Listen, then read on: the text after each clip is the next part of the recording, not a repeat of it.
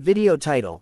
1 week after my wife's funeral, her doctor called. Your life may depend on this, my daughter. I was still sleeping on her side of the bed when the phone rang. It had been exactly 7 days since we buried my wife. 7 days since I watched the casket lower into the ground and felt something inside me go with it. When I answered, the voice on the other end said quietly, "Mr. Hale, this is Dr. Avery. We need to talk. Your life may depend on this." I thought grief had finally broken me. You don't expect the world to keep moving after someone dies. But it does. The sun still rises. The trash still needs to be taken out. Bills still arrive with their polite threats.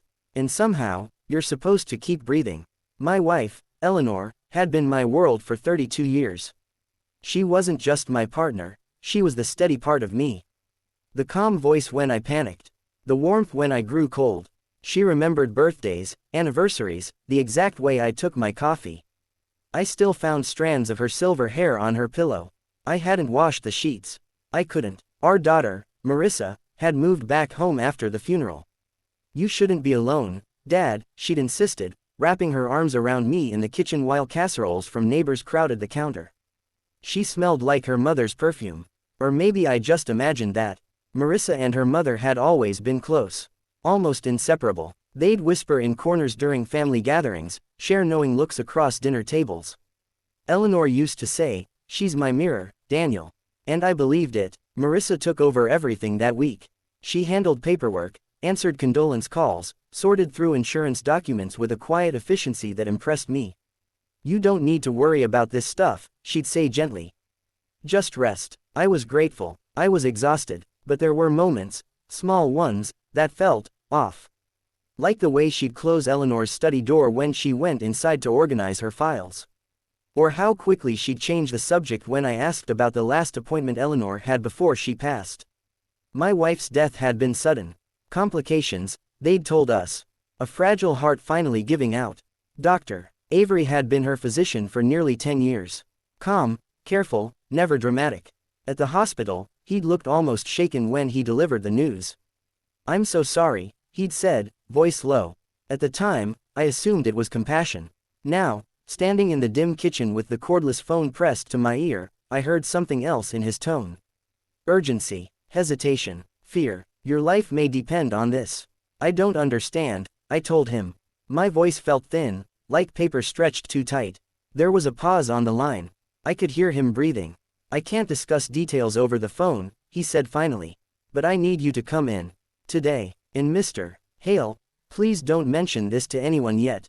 Not until we speak. Not to anyone." My eyes drifted toward the hallway where Marissa's bedroom door was slightly ajar. I could hear the soft hum of her television. "Is this about Eleanor?" I asked. Another pause. Longer this time. "Yes." The word landed like a stone in water, sending ripples through everything I thought I understood. I told Marissa I had errands to run. She looked up from the dining table where she'd spread out stacks of documents. "Her mother's documents. Already?" she asked. "You barely slept. I just need some air." She studied me for a second too long. Then she smiled. It was warm, familiar. "Okay, call me if you need anything." As I grabbed my coat, I noticed a folder half tucked under her elbow. It was labeled in Eleanor's handwriting. Medical, private. When Marissa saw me glance at it, she slid a paper over the label almost casually. "You don't have to go through all that now, Dad," she said softly. "I'll handle it." I nodded. Of course she would. She always handled things. But as I stepped outside into the pale winter sunlight, something cold traced its way down my spine. Dr. Avery's office smelled the same as always, sterile and faintly floral. The waiting room was nearly empty. He didn't make me wait long. When he opened the door and gestured me inside, I barely recognized him. He looked tired. Not grief tired, worried tired. He closed the door carefully behind me. "Thank you for coming," he said. "What is this about?" I asked. I didn't bother sitting. My hands were already trembling. He motioned for me to take the chair anyway. After a moment, I did. He sat across from me, folding his hands together. For a while, he didn't speak. Finally, he said, "There are some irregularities in Eleanor's recent medical records." Irregularities. The word felt clinical. Safe. Too safe. What kind of irregularities? He opened a file on his desk. I noticed it wasn't the hospital's standard folder. It looked older, personal. In the weeks before she passed, he began slowly, your wife requested several private consultations. Some of them were not scheduled through the main system. I frowned. That doesn't make sense. She told me about every appointment. She didn't tell you about these. The room felt smaller. She asked specific questions, he continued. About medications, about dosage thresholds, about long-term effects. I swallowed. Eleanor had heart issues. That's not strange. No, he agreed. It isn't. He slid a paper across the desk toward me. Numbers, dates, notes scribbled in margins. But the pattern is, my vision blurred slightly as I scanned the page. Some of the notes weren't in Dr. Avery's handwriting. Who wrote this? I asked. He hesitated. That's part of the problem. A slow, steady ringing started in my ears. I shouldn't even be discussing this without a formal review, he said. But when I saw something else in your file yesterday, I couldn't ignore it. My file? Yes. I stared at him. I haven't been here in months. He nodded grimly. Exactly. The silence stretched between us, heavy and electric. Your name appears on several prescription inquiries made from Eleanor's patient portal, he said carefully. Requests that were never filled through my office. That's impossible, Mr. Hale, he said gently, I need to ask you something difficult. I felt the floor shift beneath me. In the past month, have you taken any medication given to you by your wife? Anything she said was from me. Samples, perhaps. I opened my mouth to answer, and froze. Because suddenly, I remembered. 3 weeks before she died, Eleanor had handed me a small amber bottle at the breakfast table. Dr. Avery suggested this, she'd said casually. Just to help with your blood pressure. I picked it up for you. I hadn't questioned it. Why would I? She was my wife. I've been taking it every morning, I whispered. Dr. Avery's expression didn't change, but something in his eyes darkened. Do you still have the bottle? It's at home. He leaned back slowly in his chair. Mr. Hale, he said quietly, I don't believe those pills came from my office. The air left my lungs. What are you saying? I'm saying, he replied, choosing each word with precision, that whatever Eleanor was investigating, whatever those irregularities point to, may not have ended with her. A chill crept up my arms. She loved me, I said. It sounded like a plea. I'm not questioning that, he said softly. But love and fear can coexist. And sometimes, so can secrets. Secrets. My mind drifted back to the hallway. To Marissa sitting at the dining table. To the way she'd covered that folder. Your life may depend on this, drive. Avery had said, and now I understood why. If those pills didn't come from you, I asked slowly, then who requested them? Dr. Avery held my gaze. The login records show they were accessed from your home IP address, he said. My heart pounded so hard it hurt. And the last person to access Eleanor's portal. He stopped. Who? I demanded. He exhaled carefully. According to the timestamp, it was accessed the night before she passed. My thoughts raced. That night, I had fallen asleep early. Exhausted. Eleanor and Marissa had stayed up talking in the living room for hours. I remembered their hushed voices. The soft click of Eleanor's study door closing. Doctor, I said, my voice barely steady, who logged in? He hesitated one final time. Then he turned the monitor slightly so I could see the name attached to the account access. And the name staring back at me was my daughter's. To be continued. 1 week after my wife's funeral, her doctor called. Your life may depend on this, my daughter. I stared at the screen until the letters blurred. Marissa Hale. Accessed. 11:42 p.m. The night before Eleanor died. There has to be a mistake, I said, but the words felt hollow even as they left my mouth. Dr. Avery didn't argue. He didn't nod either. He simply watched me the way doctors do when they already know the truth but are waiting for you to catch up. The system tracks device authentication, he said quietly. It was logged in from your home computer. The password was entered correctly. I felt something fracture inside me, not loudly, not dramatically. Just a quiet, splintering shift. My daughter wouldn't. I couldn't even finish the sentence. He leaned forward slightly. I'm not making accusations, but you need to stop taking those pills immediately. Bring the bottle to me.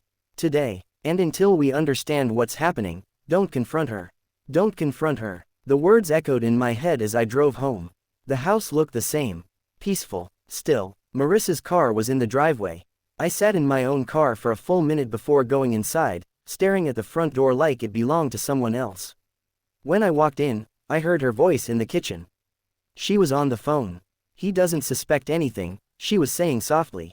My heart dropped so fast I had to grip the wall. A pause. "Yes, I know. I'm handling it." Silence. Then she laughed. A short, tight sound. Not joyful, not warm, controlled. I stepped into the kitchen deliberately, making my footsteps audible. She turned instantly, her expression shifting so smoothly it terrified me. "Dad, you're back already." She ended the call. "Everything okay?" I studied her face. The same brown eyes Eleanor had. The same careful composure. "I forgot something," I said evenly. She tilted her head slightly. "What?" "My blood pressure medication." Her expression didn't flicker. "Oh," she said casually. "Did you take it this morning?" "No." She walked toward the counter where the pill bottle usually sat near the coffee maker. "It wasn't there." She paused for half a second, "barely noticeable unless you were looking for it." "Strange," she murmured. "It was right here." My pulse roared in my ears. "I moved it," I said. She looked up. "Why?" I wanted to read the label. There it was. A flash. Just a flicker. Not panic. Not guilt. Calculation. "Dad," she said gently, stepping closer, "you don't need to stress over this. Mom got it from Dr. Avery. It's completely safe." She picked it up herself. I asked. "Yes." "Immediate. Smooth. But drive. Avery says he didn't prescribe it." The silence that followed felt endless. Her face didn't crumble. It didn't twist with anger. It went still. Very still. "Why were you talking to Dr. Avery?" she asked. The question wasn't defensive. It was strategic. "He called me." She crossed her arms loosely, not defensive, not aggressive. Just guarded. "And what exactly did he say?" "That my life may depend on something he needs to tell me." For the first time, something genuine passed through her eyes. Not fear for me. Fear of something else. "That's dramatic," she said lightly. "You know how doctors are.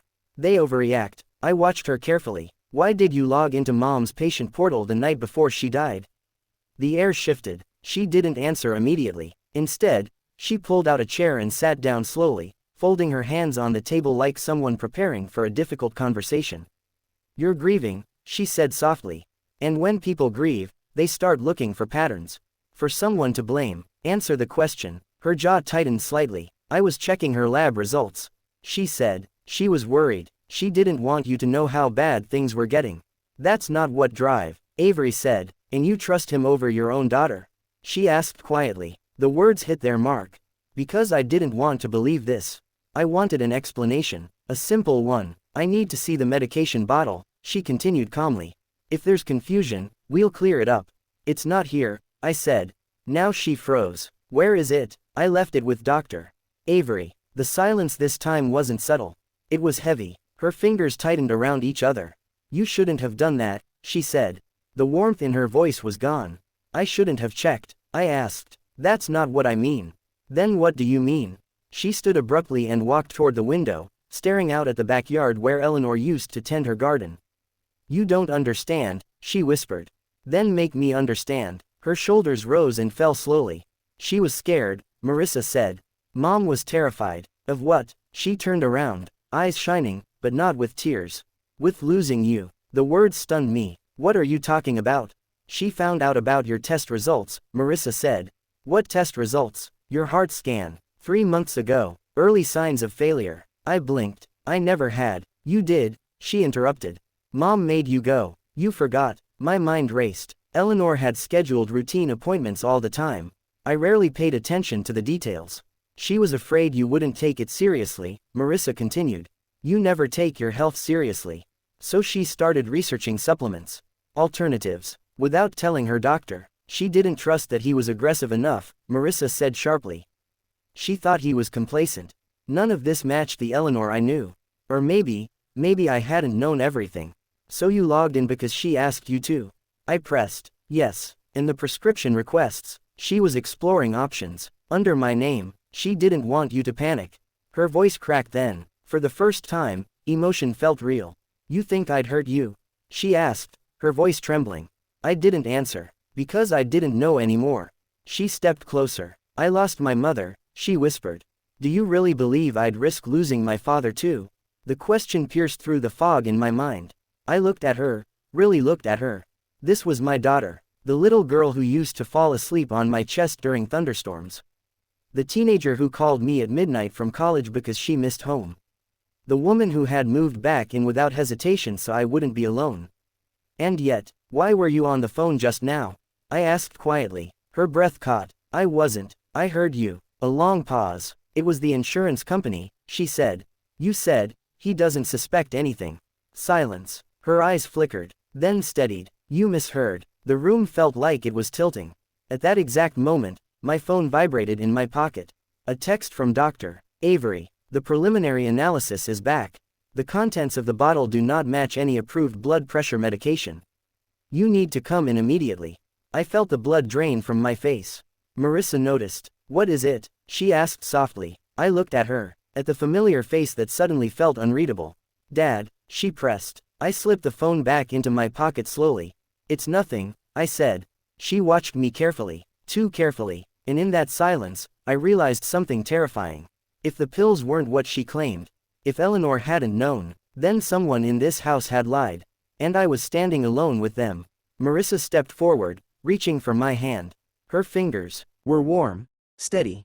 Dad, she said gently, you trust me, don't you? My heart pounded so hard I could barely hear my own thoughts.